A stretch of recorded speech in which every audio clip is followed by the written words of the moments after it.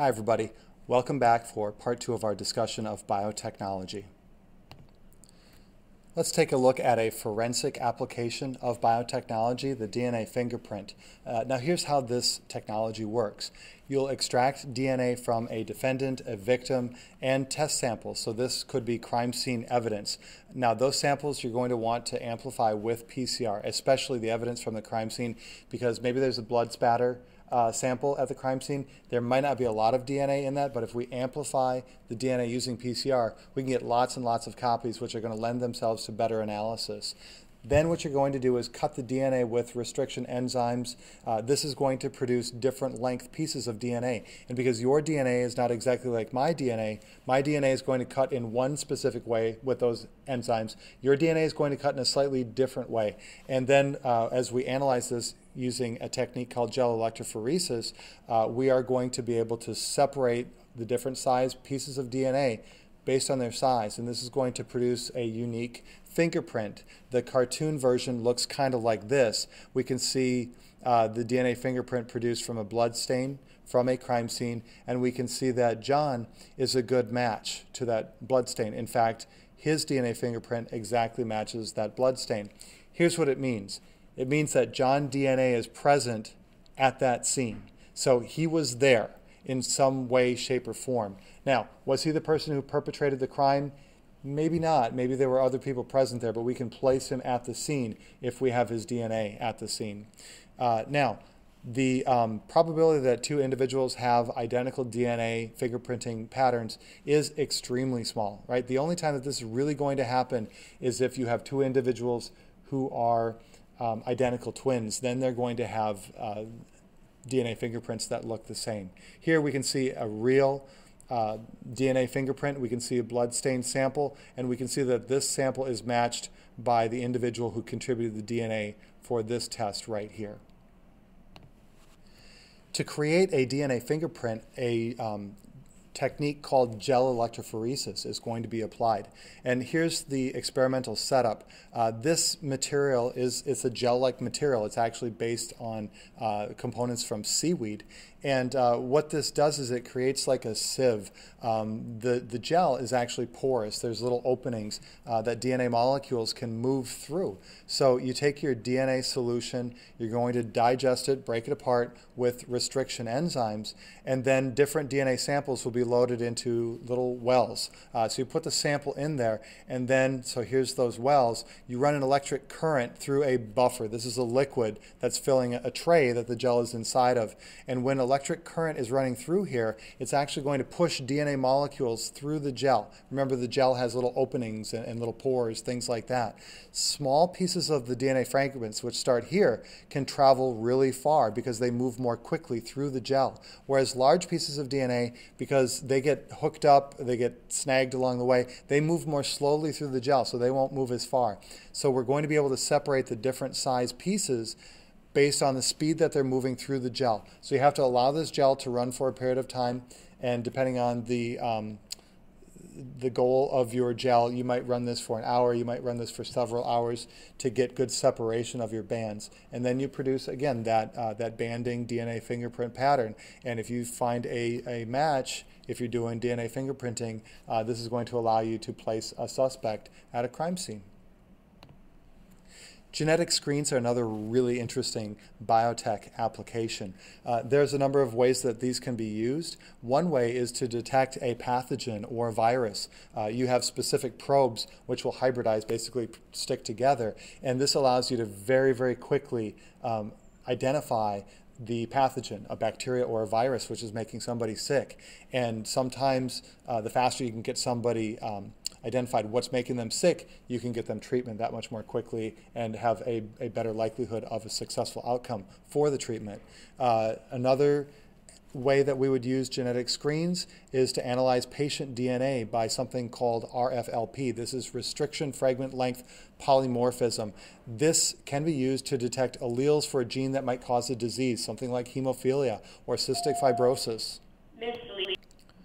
So this could be used to identify maybe a newborn child who has inherited something like hemophilia or cystic fibrosis. We could also do a genetic screen for potential parents to determine if someone is a carrier and has a likelihood of passing a gene onto a child, which would place them at risk for developing a genetic disorder. A final application are gene chips. These are microarrays, and we can see an image of a microarray here. So these were all examples of genetic screening technologies. If you've ever seen a package of food, maybe cereal, something like that, that says non-GMO or no GMOs in this cereal, what they're talking about are genetically modified organisms. This is a very contentious topic. A lot of people have very strong feelings about this. Some people are very pro-GMO and say these are good technologies, these are safe, there's no reason to be concerned. There are other people who say, you know, we don't quite know that it is safe to consume foods that contain GMOs. The fact of the matter is, if you haven't been paying attention, you've been eating GMOs probably for your entire life. Most of the corn that's grown in the United States is GMO corn. It's been genetically modified to be resistant to certain pesticides that are put onto the fields to help us get rid of weeds, which increase the yield for farmers, so they're producing more of the crops. So there's a lot of GMOs out there, and again, it's a very hotly debated topic. You see some of the types of cartoons, demonstrations that go on, and it's just important to be aware of this. It is possible to find foods which are non-GMO.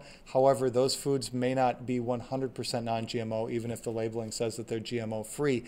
There may actually still sometimes be small amounts of GMO, traces of GMO foods in those foods labeled as non-GMO. Another possible biotech application is gene therapy. This is when you would replace or supplement a defective gene, somebody who has a genetic disorder, with a normal working version of the gene.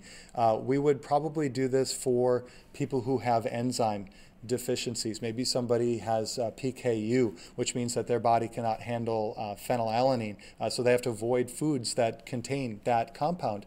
If we could insert the gene into their cells, which would allow them to produce the enzymes where they could digest and break down phenylalanine, then they wouldn't have the same kind of dietary restrictions necessary, so they could just eat, you know, whatever foods they felt like eating.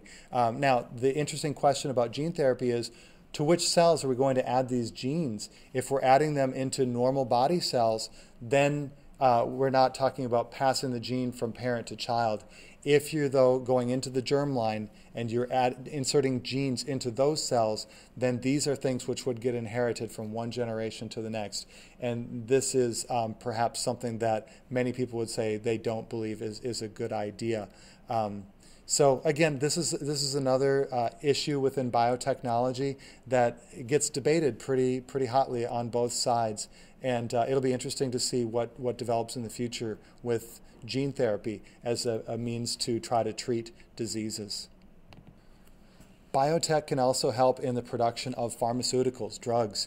So this diagram right here, this is a representation of human insulin. So we see the amino acid sequence of the A and the B chain. So it's two chains of amino acids coming together to make the insulin molecule, which regulates the levels of sugar in our blood. Now, in the past, people who had diabetes needed to inject insulin that was gathered as animals were slaughtered. So cows or pigs also produce insulin, which is pretty similar to human insulin. It's not exactly the same, but because it's really similar, that could be collected, that could be given to people who had diabetes, and it would help them to regulate their blood sugar. The problem was it was bovine cow insulin, or it was pig insulin, porcine. So there were some cases of individuals who didn't tolerate getting cow or pig insulin. Now, let's bring in biotech, right? So what's happened is they managed to clone a gene into bacterial cells, which would turn those bacterial cells into mini factories. So those bacterial cells now produce the actual human version of insulin because you've inserted the human gene for insulin. And this is really beneficial because it's cheaper, it's more humane because we're not killing cows and pigs just to get the insulin, and it's the human version, so we're not going to have the adverse effects. So if you know somebody who has diabetes, they're benefiting from biotechnology producing a pharmaceutical. We can also have antisense nucleic acids, and these can be, for example, if we're producing messenger RNA that can block translation of viral protein synthesis, we can shut down the process of virus replication. So you can stop that disease process, or at least slow it down disease process, an infection process. So this could be used to treat a viral infection. There are also a lot of agricultural applications of biotechnology. We see this in crop plants. There are crop plants that have had foreign genes inserted to give desired properties. This might be drought resistance or resistance to insect pests or other types of diseases that could affect the plant, which are going to lower production, which means not as much food is available. There can be plants that are genetically modified to produce toxins that are going to kill insects. An example of this would be BT corn, and this is corn which is now producing a toxin which is going to have the ability to kill the European corn borer. The toxin was actually originally produced by a bacterium called Bacillus, I'm going to butcher the pronunciation here, Bacillus thuringiensis. And so they took the gene from that bacteria and put it into the corn, and now the corn produces that toxin to stop the insect pest. We also see applications in animals. There are animals that are given hormone treatments, for example, to increase milk production or to allow the animal to gain weight more quickly so that they can go to market faster, so there's more profit then for the farmer. We can also introduce genes to give desired properties. This would be possibilities. We also had famously Dolly. This was the first cloned mammal. Dolly was a sheep, and that started with a diploid body cell. And then finally, we do have the possibility, maybe in the future, of xenotransplants. Actually, there could be some of this going on, where we have animal to human transplants, where now there's the really high risk of rejection of these types of transplants, but with biotechnology, we might be able to basically mass grow organs in animals like pigs, which are going to be transplanted into humans without that risk of rejection for the transplant. All right, that's the end of this discussion of biotechnology. I hope you found it interesting and helpful.